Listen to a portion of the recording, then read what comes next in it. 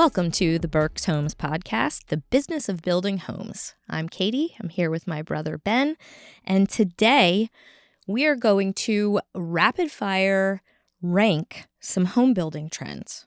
Yeah.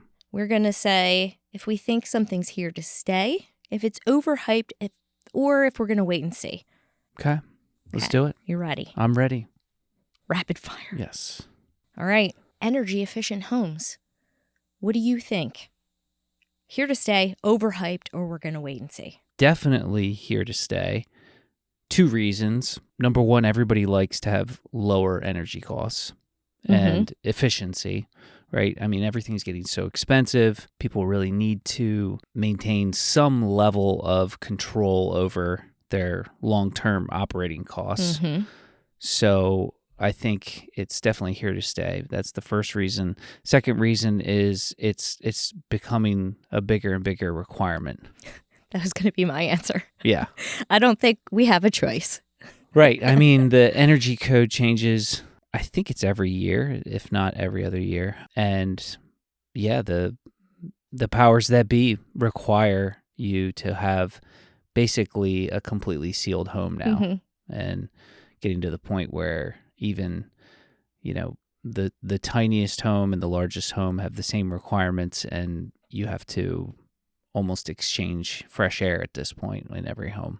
And it doesn't matter where you are in the country. Yeah. The end. Yeah. So it's definitely here to stay. And I think, for the record, it's a good thing to a certain degree. There's always that law of diminishing returns that you'll get with any code change, that at some point, like having, you know, an extra 12 inches of insulation in your attic beyond what it was last year, it's not going to do anything. Yeah, maybe we could leave it alone for a little bit. We have arrived. We've gotten very efficient. Maybe that's my small request with this topic. Well, if you recall, you lived in one of our townhomes, and this was years ago. Yes. And you lived in an interior unit. And so this was prior to, I would say, the significant energy code changes. Yes. But at the time, you know, an interior unit, you only have windows in the front and back, and you have firewall in between, and your utility costs were extremely low. I was going to say, I'm not sure if I had to pay some bills every couple of months, depending on what month it was. So it was can amazing. imagine what it's like now for those homes, which is a good thing. Yeah. It's a really good thing. I forgot to mention that we're answering these questions based on how we feel as production home builders, not the industry in general. Sure. Yeah. If you're a custom home builder, you might have a different perspective, or some other type of industry know-it-all. Unlike us. Yeah.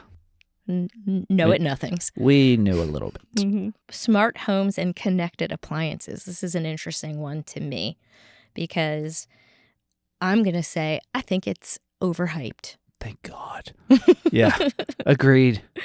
Depending on like what your interpretation is of a smart home or like smart connected appliances and everything. Well, it's two things. Can we separate them a little bit? Yeah. Smart home is one thing. When you say appliances, I think of your run-of-the-mill like kitchen, laundry appliances. But smart home, I think there's definitely a good market niche and place for that in today's world.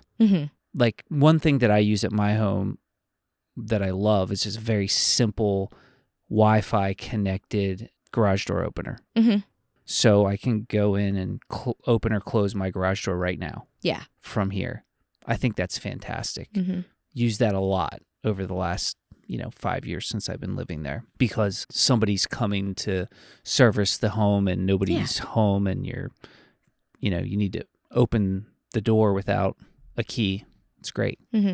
Same thing with front door lock or side door locks. Yeah. That kind of stuff. I think there's a huge use for that. Or even playing on energy efficiency. Sure. We were just talked about. Same thing. Your thermostats. Yeah. So that stuff, I think, I guess I'm always way behind on this stuff. So like preheating your oven, maybe that's kind of cool.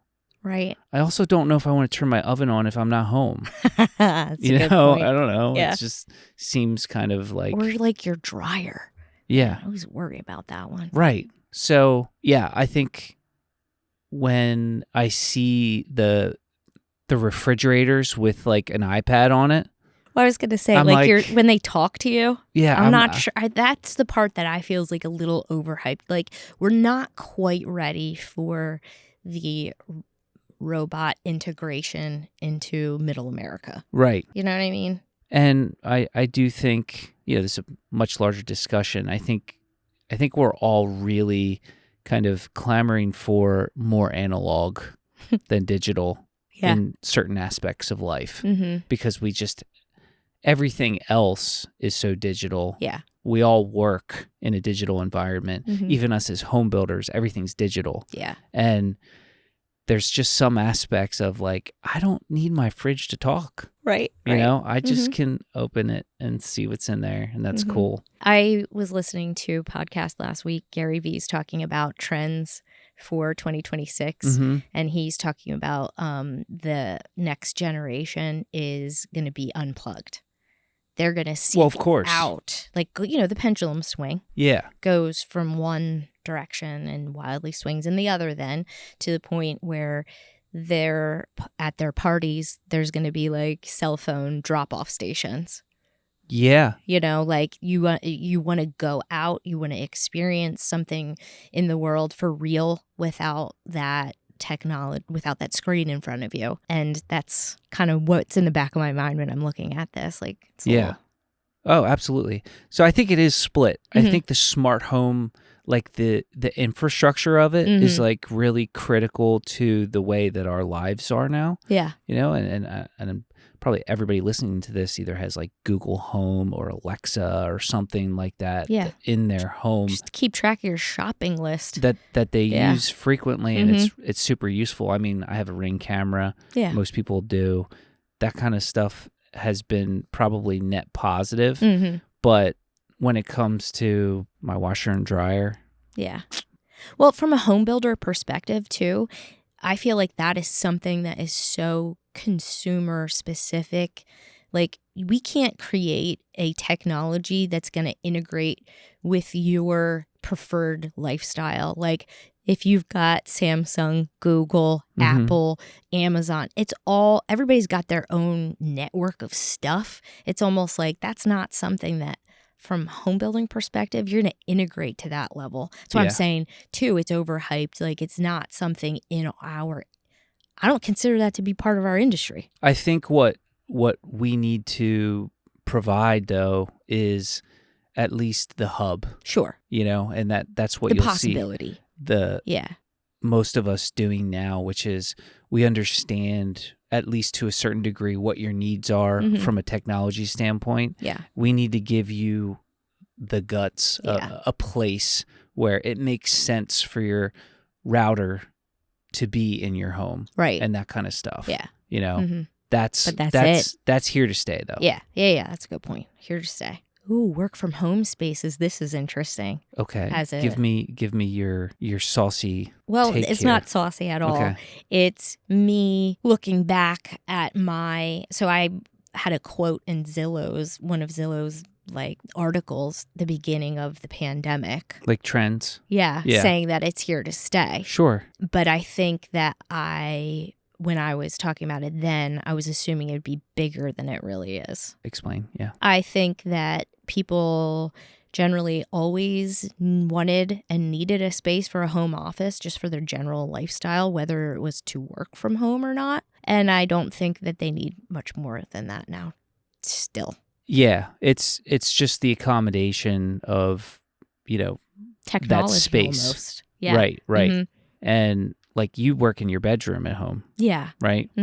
That doesn't always work for everybody, but I think for the most part, it's like two different things. It might not be where they spend their whole day if they work from home in their home office, but certainly, at least from I have a home office, but I don't really work from there. From all the meetings that I'm constantly on with people that do work at home, like generally they like a place that's like professional and set up, especially for screens, like almost everybody has like a nice, background, and it's not like they're sitting at their kitchen table with it cluttered all around, you know what I mean?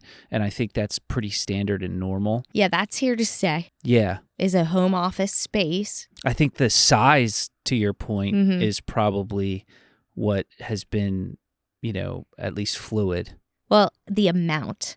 In my mind, it was almost going to be here to stay that you need at least 2+ desks and individual spaces, so multiple people could be working from home at all times. Yeah. And that's the part that it's like probably one person, maybe two in your household. Yeah. But your kids aren't having school from home anymore. It was like very unique to that. Yeah, that time of being home during the pandemic. Yeah. I think the other thing that's interesting is, it's well documented that like demographically we're going through a big shift in the last generation or two of the amount of children that we're having. And the demand for a 4-bedroom has stayed extremely consistent. Yeah. So, and I don't know what the averages are. I just know that it's less than 3 kids generally now that families are planning on their home for. Yep.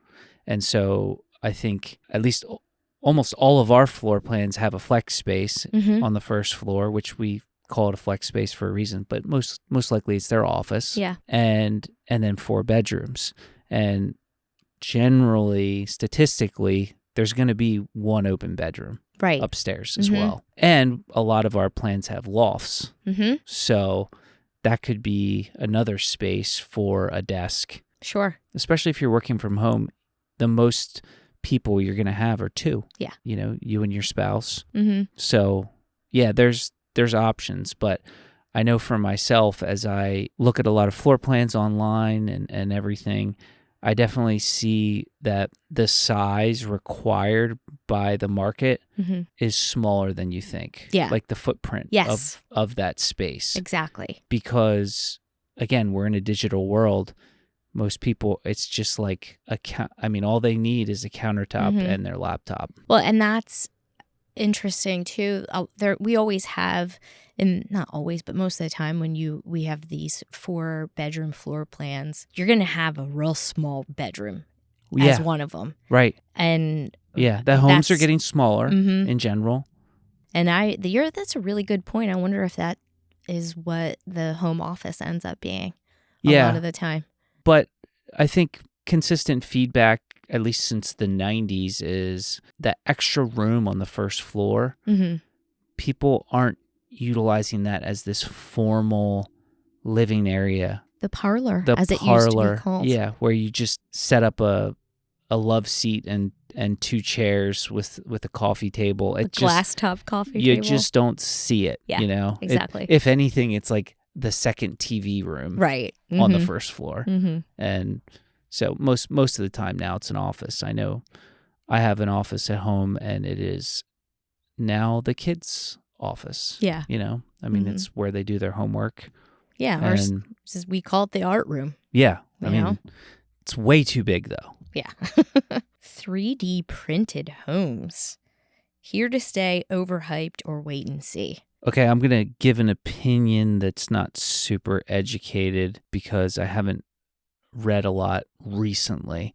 So I know there's 3D printed communities already in the United States. When I say 3D printed, I just mean like the concrete, homes, which are really interesting to me because we always talk about like in housing, there's the total market and it's made up of the entire human race, right?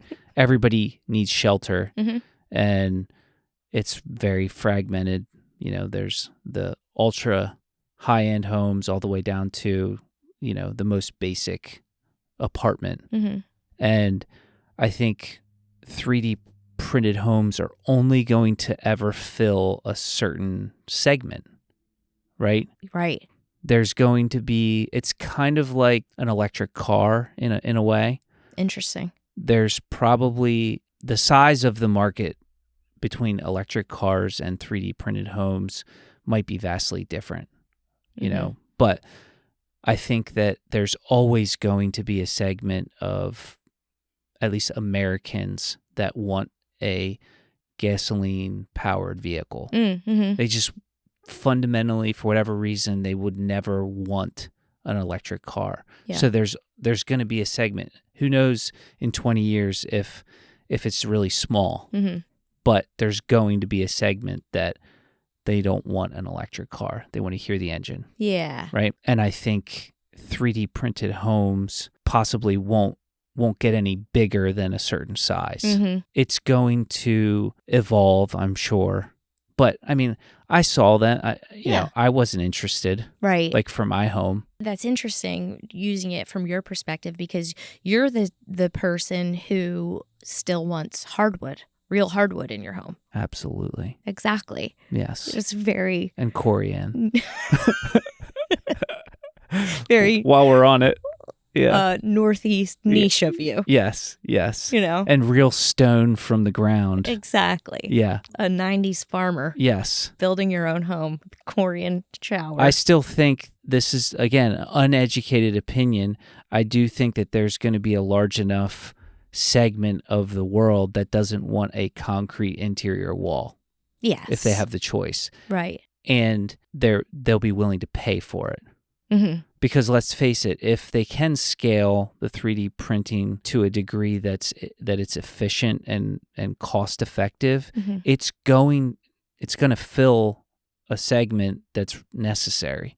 It's going to replace, in my mind, I'm with you, like as far as like the overall idea of an entire 3D printed home, like that's going to have a hard time getting legs. Yeah. And I think the ones now are just like the walls. Yes, I was going to say, but as a material, you know, to replace something as an innovation, I could see that there's definitely the possibility of that taking off. Yeah, and I don't remember the facts around it, like the cost and the time. I know it saved a ton of time. There's like entire communities, I believe, in Texas and stuff, that it saved a ton of time. I think it saved cost, and perhaps it could produce maybe foundations, you know, on a mass scale. Then you do wood on top. Right. But like right now, it's generally slab on grade, and then they're doing the walls and then framing a roof on top of it. And again, if it comes in 20% less, that's a market that absolutely needs filled. Right. We're always talking about trying to save our end buyers money when we can. Yeah. You know? That's what I'm saying. Like as a material to replace something that gets, you know, really expensive at some point, if it becomes more cost effective, I can see that. And I'm always like hesitant to dismiss early, you know, cutting edge technology in its current form because, you know, when we were in college, Amazon was just selling your textbooks online. Yeah, exactly. And now it's Amazon. So I think it would be cool to see what it looks like in terms of not just like the specific concrete material, but other things you can, you know, furnish your home with or that's interesting. Customize. You know, I'm who knows, the imagination goes wild, but like built-ins, depending on the technology and what they can come up with. I mean, 3D printing, the idea of it is insane. Yeah. Like what we can produce are, you know, our little scaled models, and it's like so cool. Perfectly the exact home, and it's just, you know, this little plastic thing that produces it. So someday. You're in the wait and see category. I'm in the wait and see. Yeah, long-winded. I agree. Okay, open concept living. What do you think about that one? I think this is probably one because it's not technology based. I think I'm landing on like a lot of the technology based stuff is most likely it's like an inevitability in some way, shape, or form. Yeah, it's just the timing. But this is like a trend. Right. Or like it's a lifestyle thing that doesn't involve, sweeping changes across the world. Mm-hmm. It's like, a true a trend. color right. or something. Mm-hmm. And it's interesting because I would say wait and see. Mm-hmm. Mm-hmm.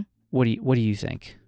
I think that we're kind of on the other side of the hype a little bit of the trend, meaning I think it definitely peaked when all of the remodeling shows were, just about everybody knocking down walls and opening up the space. And, that I think that's when everybody wanted, that open concept.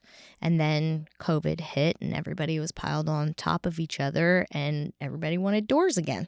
Sure. Yeah. So there are parts of it that remained. I think depending on what point you are in your life, you do want to be able to see from the kitchen the whole way to your living room. Yeah. And be a part of the activity.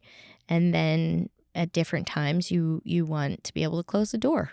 I think that piece is probably more here to stay, meaning your main living areas. Agreed.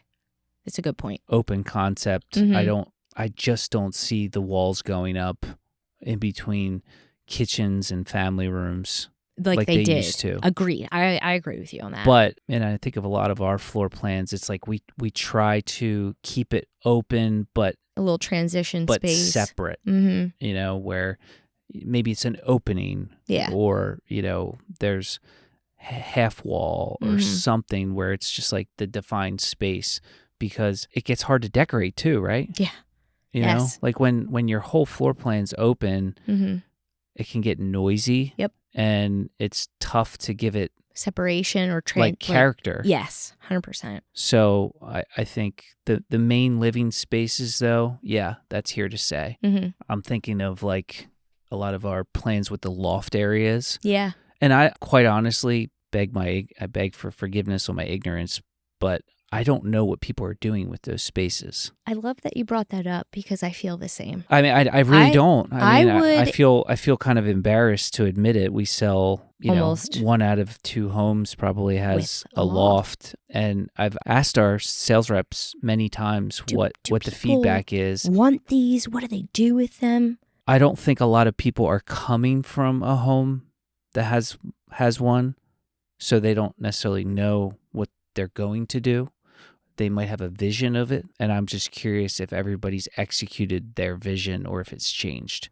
Is it a homework space for people? I would love to know this. Is it a separate TV room? Right. Lots of possibilities. I think that's why it's still popular. How do we get that information? If anybody has any just go knock on doors, feedback on how people have used the loft space, please let me know. Here's looking at you, Matt Entrikin.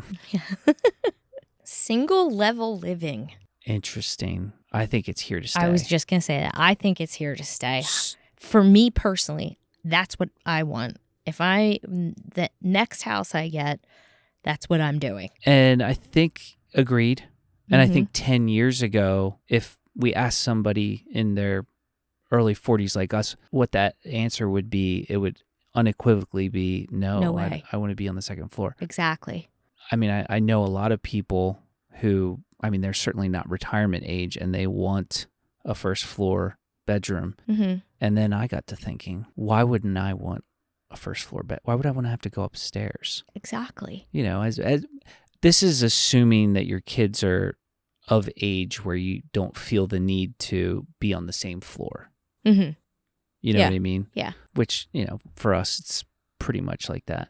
But yeah, like now I'm like walking down the stairs at 5 a.m. in pitch black, and I'm like, I could just put it on the first floor, in my next house. I lived in a rental that was a ranch home, and I loved it. Right. So ever since then. Here's the caveat. It's much more expensive. Well, yeah. So here to stay, if you can afford it. Competes with our attainability conversation.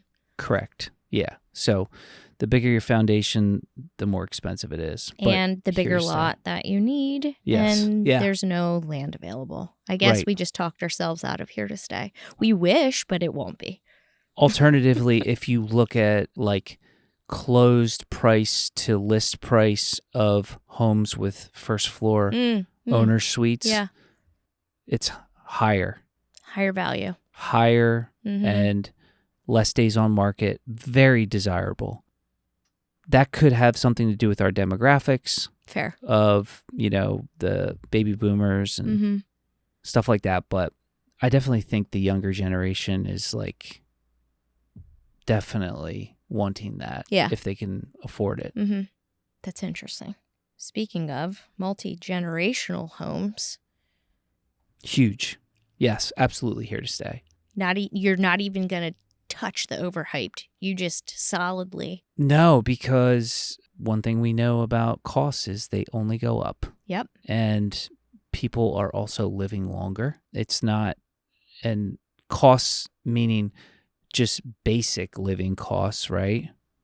Not just like food and shelter, everything, but the cost of a retirement home. That's what I was going to say. Is insane. I mean, it's a fortune.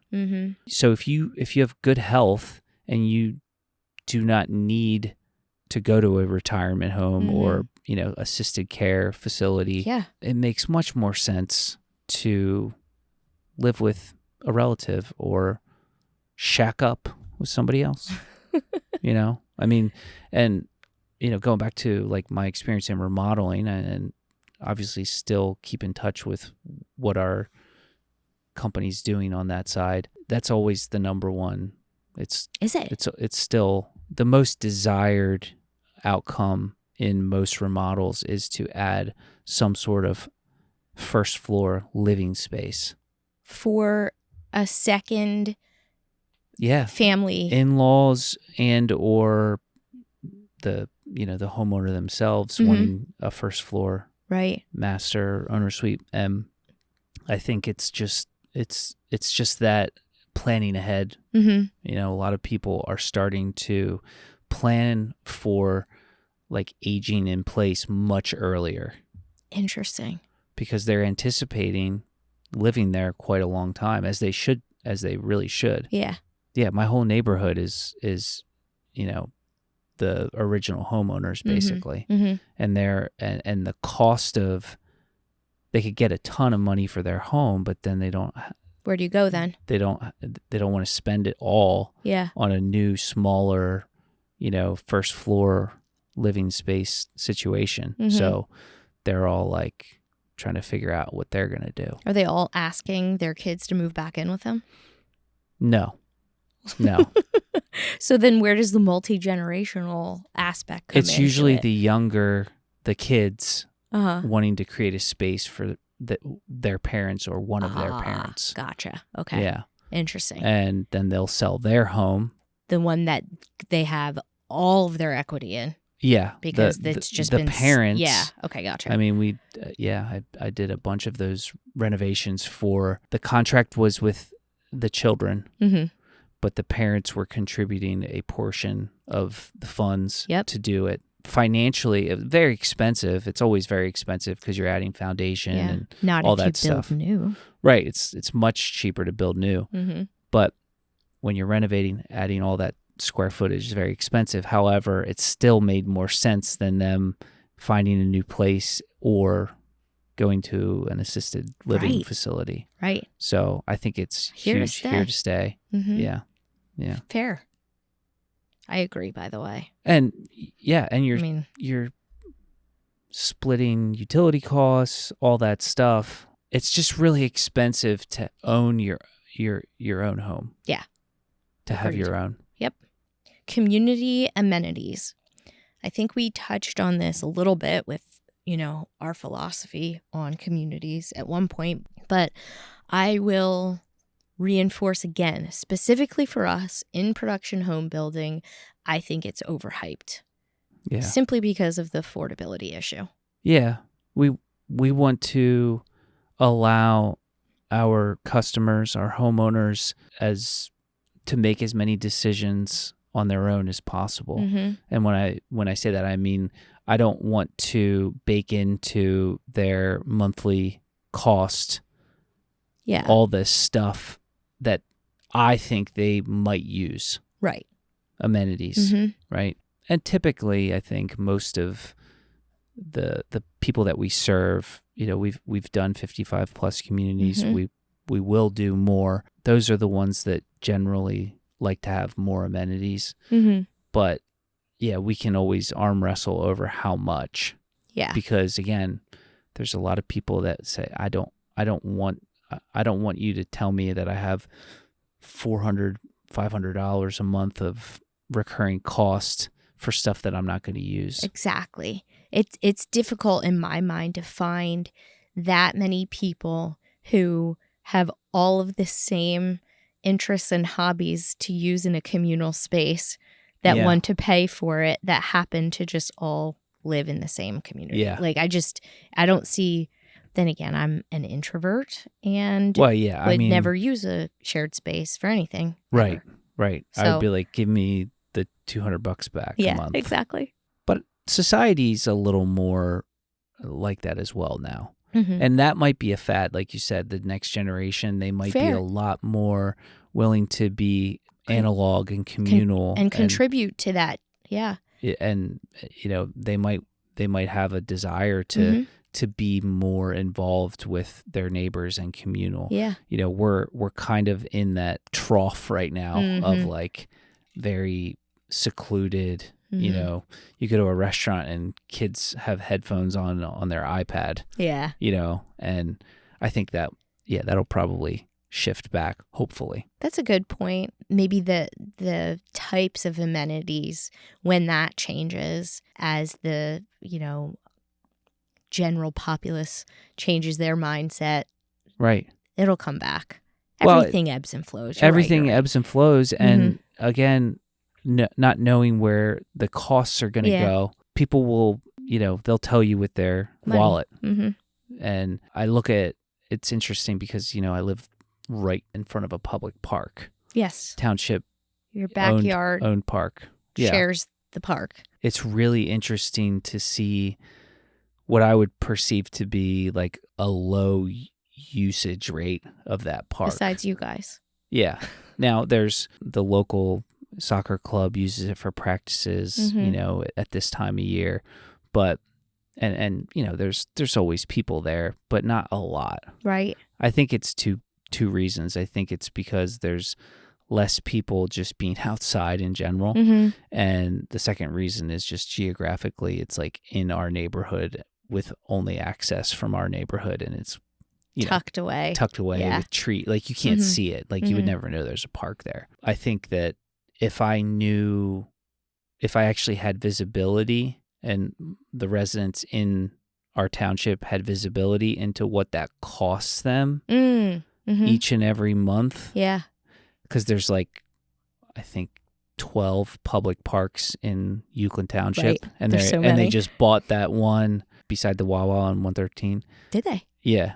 The driving range. Yeah. And that's going to be a huge park. Oh, good. I think if they saw what it probably costs, a lot of people would be like, is that our best use of our tax dollars? I mean, I happen to think it's a good use, but I don't know that everybody would agree if they knew that they were writing a portion of their checks each month to it. Right.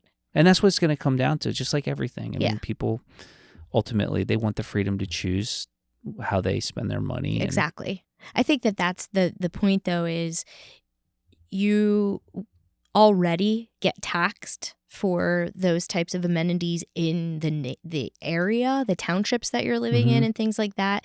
It's hard for me to justify as the builder to pass along another one. Exactly. And I'd rather it be dictated on the location that you want to live, not the actual community. Yeah. Yeah. Exactly. You want to be as efficient with the dollars as possible. Right. And you have to be. There's so many communities that we've had to analyze and turn down pursuing because the yield wasn't great enough for the cost. Yeah. There are not enough lots to spread out the extreme cost of development. Mm-hmm. And once you start throwing in these public walks and walking trails and stuff, it really inflates the cost. Mm-hmm. And at the end of the day, people aren't willing to make that leap of, well, I will pay an extra $5,000 for this home because it has a walking trail in the community. Right. Sure, it's nice, but if it wasn't there, it would be less. And I would be able to get a home then. Yeah. We're getting to that point where those decisions are being made. Yes. 2 more. We're going to go tiny homes. Tiny homes. I think it falls more in line with the 3D printed homes. I think so it's too. like a niche. Mm-hmm. There's always going to be there's going to be a lot of people that just would never. Yeah. What do you think though about see, I'm on the fence about this one a little bit because of the change. Again, it all comes back to affordability. The fact that there might be, a new change in zoning. Well, that's different. Yeah. If it's just tiny homes as a concept, I think that it would probably take generations for that to be like super mainstream. Yeah, like if that would be it would have taken off already. Sure. Because it's super it was cost effective. Right, exactly. Yeah. I mean, I love the idea of a tiny home because it's so affordable. Yeah. I think to your point, like zoning has a huge impact on that kind of stuff. And like in California, you have these ADUs, and you have the home and then this ADU in the back, and assuming that the infrastructure around it can handle, the population, then it's huge. I mean, we all would have a use for an ADU on our property if it could fit. Well, I think that almost fixes 2 things. I think that impacts the, multi-generational living. Absolutely. 100% without the cost of the renovation and it would be a much more cost-effective way to handle that need. And I think that it would just be like fully utilized if that's a possibility. Yeah, it would create attainability on both ends. Yeah. Right? So now we have a huge issue with the cost of higher education, and basically if you're going into college and you're not at the top of your class and you're going to be either acquiring debt or trying to pay your way through, you're going to have a big bill at the end, and you're almost forced, if you have a family that's willing to take you back, you're almost forced to go back home. Yeah. And get your shovel out and get through this mountain of debt. It would allow that situation to be remedied for the kids. Yeah. And alternatively, if you're a young family and you're trying to make ends meet and you need a bigger home, but it has an ADU on it, you could rent it out. Yes. And offset some of your costs. Both of us have family members with special needs and trying to plan for the future, and you want them to be close. Yep. You might want them to have some independence, a level of independence, and that they don't feel like they're in your home. But at the same time, if you were able to build something on your property, it would be the best of both worlds. Exactly. That we need to find 2 plots of land that will accept that. Yeah, we need a family commune. That's very true. But yeah, I think the idea of tiny homes is definitely here to stay. I don't know how mainstream it will be. In its current form, I agree with you. I don't think it ever will be. It's the same. It's like a niche, like you were saying. But depending on what creative ways could be used. Land use is a big deal. Exactly. Yeah. Okay, last but not least, AI in home building. So I think I think you could put any industry in here, but since we're talking about home building, I think it's definitely here to stay. I don't know.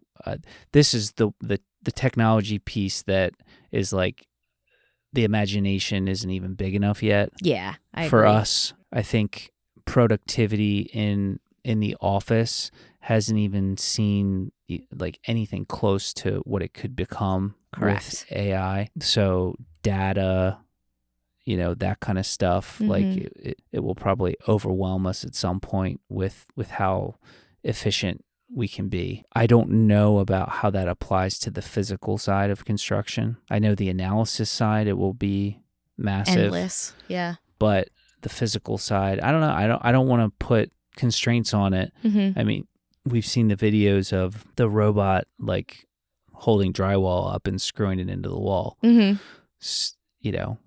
looks like it would be a nightmare to manage, but at the same time, that's today. Right. What's that going to look like in 10 years? I mean, I've also seen the videos of the robots like, doing full out sprints and jumping 20 feet in the air. Yeah. And you're like, what's that guy going to do someday?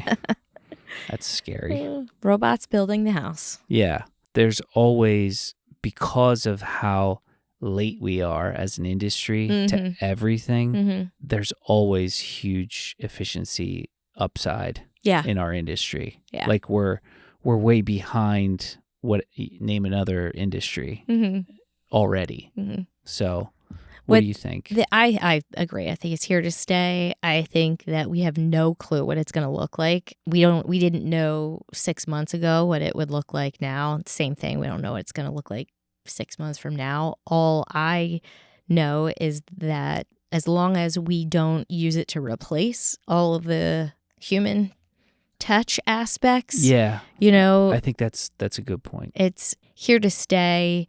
And for us personally, it's here to stay as an enhancement and not a replacement to the fabulous people we have. And I think that's the key. It might help you grow a little more in terms of the productivity stuff. Efficiency. You just don't have people doing a lot of the repetitive things that they can actually use their human, brains to affect the emotional side. But someday, and this is more technology, not AI, someday there will be probably more mainstream acceptance of prefab modular components being introduced. Again, segment wise, I think there's still going to be that niche that always wants the stick built home and that kind of thing. But there's still plenty of runway for modular components to be used, and it's not considered a modular. But now, I mean, there's definitely widespread acceptance in modular homes. 100%. And I think that's more of like a geographic type thing. In our area, it's just not a thing. Not a thing. But in others, it's like, well, yeah, I mean, if I can get what looks to be a really great quality home for 20% less, why wouldn't I? Exactly. So, and maybe that'll become more mainstream here. But we have a long way to go, I think, before that gets adopted in our area. What's interesting about all of these and pretty much everything we talked about is everything takes longer than you think. Always. It's the moral of the story. Yeah. So whatever you hear about today, maybe wait and see for a minute. Welcome to home building. Yeah, exactly. It always takes longer than you think. Do you have a shout out for anybody, or were you waiting for me to do that? Because I did not. Okay. No. I do. So we are working our way through all of our applications, speaking of technology. And I just wanted to give Jason French a shout out today. Nice. For his insights and help with all of our database stuff. So we're working through estimating right now, and he's just going to be so critical to getting our new application set up. And I really just appreciate all of the feedback and thought that he's put into everything. And he's a smart dude. He's a man of many talents. Right? He's got a really good grasp of the industry, like front to back. Yeah. And he knows how it all fits together. Yeah, I would agree. He's got quite the analytical mind. Yeah. So I just came off of a meeting with a bunch of people, him included this morning. I could shout out a lot of people from that, what we're working on. So I'll reserve those. Yeah. I need to see the list again because I don't ever want to do anybody twice. Yeah. But. I know. Oh yeah, we'll do that next time. We'll have to review that first. Yeah. Okay. I have a couple, but I don't know if I already mentioned them before. Fan favorites. Yeah. All right. Thanks, everybody. All right. Have a good one.